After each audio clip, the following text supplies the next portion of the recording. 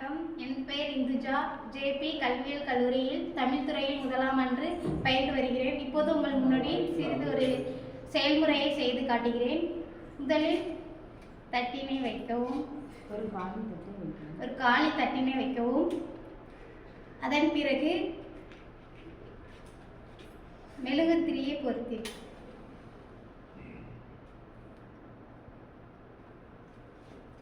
காலி தட்டின் மீது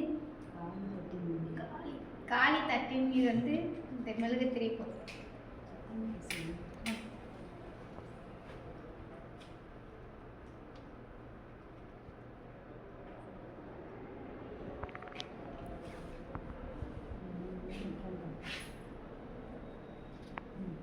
அதன் பிறகு தண்ணீரை காலி தட்டின் மீது ஊற்றவும்.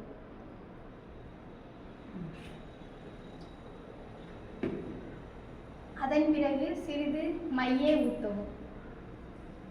அது எதற்கு ஊற்றுதோம்னா, தண்ணியும் மையும் கலந்தால் கொஞ்சம் கலர் வந்து சேஞ்ச் ஆகும், அதனால இந்த கலர் ஊற்றவும். அதன் பின் அதை கலக்கவும், தண்ணீரும் மையும்.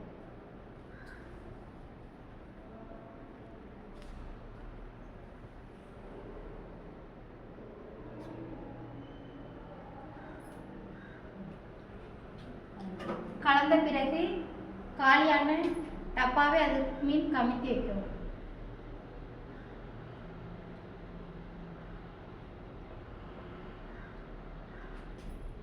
அதோட ஆக்சிஜன் வந்து காலியானதுக்கப்புறம் இந்த தீ வந்து ஆஃப் ஆகி அப்புறம் வந்து அந்த தண்ணீரை வந்து உறிஞ்சிக்கும்.